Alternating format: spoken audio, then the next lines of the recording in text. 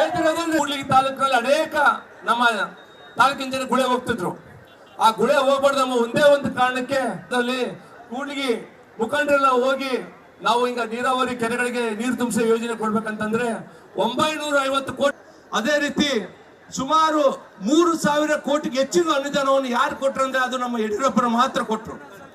ಸುಮಾರು 17% ಎಸಿ ಇರ್ತಕ್ಕಂಥ ಹೆಚ್ಚಿಸಿರ್ತಕ್ಕಂಥ ನಮ್ಮ ಬಸವರಾಜ ಬೊಮ್ಮಾಯಿಯವರು ಈ ಒಂದು ಸಮಯದಲ್ಲಿ ನಾವು ನೆನೆಯಲೇಬೇಕಾಗುತ್ತೆ. ಹಾಗಾಗಿ ಬಂಧುಗಳೇ ಯಾವುದೇ ಇಲ್ಲ, ಒಂಥರ ಉಸುರು ನಂತರ ಉಸುರು ಇದ್ದಂಗೆ. ಹಾಗಾಗಿ ಆ ಮನುಷ್ಯ ಶಾಸಕರಿದ್ದಾರೆ, ತನ್ನ ಮಗಳಿಗೆ MP ಚುನಾವಣೆ ಟಿಕೆಟ್ ಕೊಡ್ಲಿಲ್ಲ ಎಂಬ ಒಂದೇ ಒಂದು ಉದ್ದೇಶಕ್ಕೆ ತಾನು ಶಾಸಕನಿದ್ರು ಕೂಡ ಬುತ್ತಿ ಕೂಡ್ಲಿಗಿ ಕ್ಷೇತ್ರದಿಂದಲೇ ಕನಿಷ್ಠ 30 ರಿಂದ 35 ಸಾವಿರ ಲೀಡ್ ಕೊಡ್ತೀವಿ ಅಂತಂದ್ರೆ ವೇದಿಕೆಗೆ ನಿಮ್ಮೆಲ್ಲರ ಪರವಾಗಿ ಪ್ರಮಾಣ ಮಾಡಿ ಹೇಳ್ತೀವಿ ನಾವು. ಹಾಗಾಗಿ ತಾವೆಲ್ಲರೂ ಗೊತ್ತಿರೋ ಹಾಗೆ ಇದೇ ಉದಾಹರಣೆ ಕಳೆದ ವಿಧಾನಸಭೆ ಚುನಾವಣೆಯಲ್ಲಿ ನಾವು ಸೋಲುಂಡಿರ್ಬೋದು, ಆದರೆ ಆ ಸೋಲನ್ನು ನಾವು ಸ್ಟೇಡಿಯಂ ಮುಖಾಂತರ ಈ ಒಂದು MP ಚುನಾವಣೆಯಲ್ಲಿ ಅತಿ ಹೆಚ್ಚಿನ ಮತಗಳನ್ನು ಅಂತರದ ನಿಮ್ಮನ್ನು ಗೆಲ್ಸ್ಕೊಡ್ತೀವಿ ಅಂತ ಇದ್ದೀನಿ. ಲಾಸ್ಟ್ ಕೊನೆಯದಾಗಿ ಎಲ್ಲರ ಕೈ ಎತ್ತಿ ಶ್ರೀರಾಮನ ಅಣ್ಣನವರಿಗೆ, ಶ್ರೀರಾಮನ ಅಣ್ಣನವರಿಗೆ, ನರೇಂದ್ರ ಮೋದಿ ಅವರಿಗೆ, ನರೇಂದ್ರ ಮೋದಿ ಅವರ ಯುವ ನಾಯಕ ಅಲ್ಪ 28ಕ್ಕೂ 28 ಜಿಲ್ಲೆಗಳಲ್ಲಿ ಭಾರತೀಯ ಜನತಾ ಬಳ್ಳಾರಿ ಜಿಲ್ಲೆ ಮತ್ತು ವಿಜಯನಗರ ಜಿಲ್ಲೆಗೆ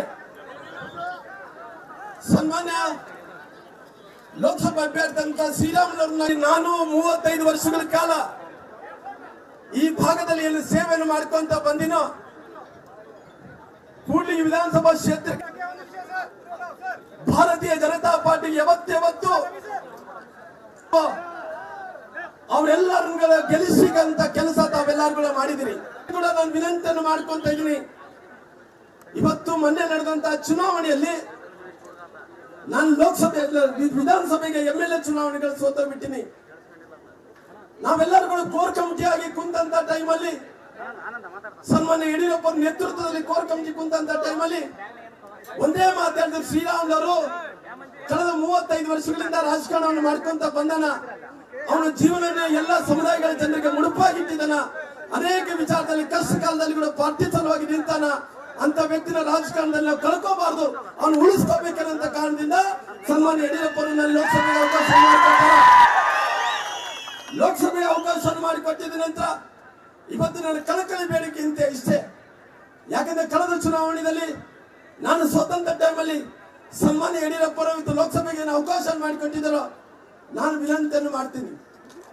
ಯಾಕಂದ್ರೆ ಇವತ್ತು ಶ್ರೀರಾಮುಲಂತ ವ್ಯಕ್ತಿ ಸುಮಾರಾಗಿ 6 ಬಾರಿ MLA ಆಗಿ 1 ಬಾರಿ ಲೋಕಸಭಾ ಸದಸ್ಯನಾಗಿ 4 ಬಾರಿ ಮಂತ್ರಿ ಆಗಿದೆ ಅಂದ್ರೆ ಅದಕ್ಕೆ ಕಾರಣ ಸನ್ಮಾನ್ಯ ಯಡಿಯೂರಪ್ಪನವರು. ಇವತ್ತು ಅನೇಕ ಚುನಾವಣೆಗಳು ಕೂಡ ನಾನು ನೋಡಿದ್ದೀನಿ.